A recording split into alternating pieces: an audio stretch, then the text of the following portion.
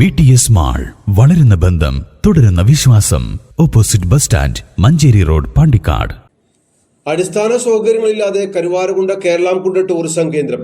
വേനലവധിയും കടുത്ത ചൂടും കാരണം വെള്ളച്ചാട്ടം ആസ്വദിക്കാൻ നിരവധി ആളുകളാണ് കുടുംബസമേതം കേന്ദ്രത്തിലെത്തുന്നത്.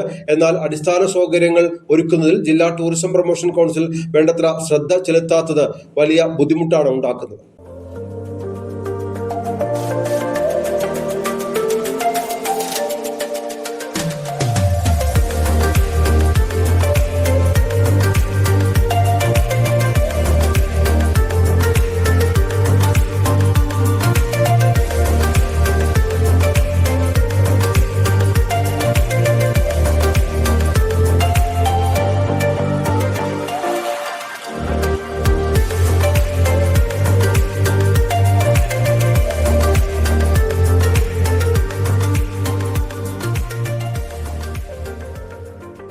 പ്രകൃതിദത്ത വെള്ളച്ചാട്ടത്താൽ മനോഹരമായ Keralamkund 2015 ഓഗസ്റ്റിലാണ് DTPC tourism കേന്ദ്രമാക്കിയത്.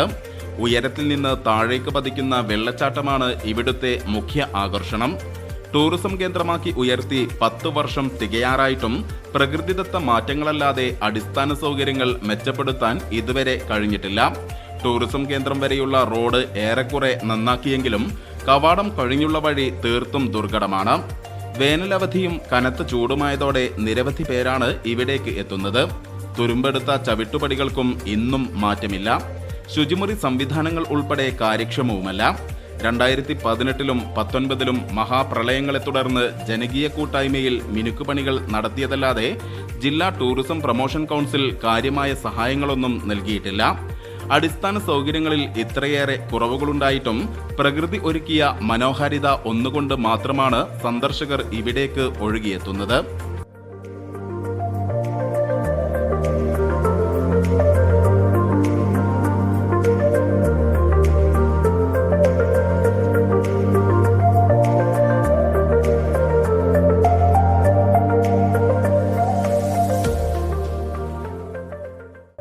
News bureau, Karuvarakundu.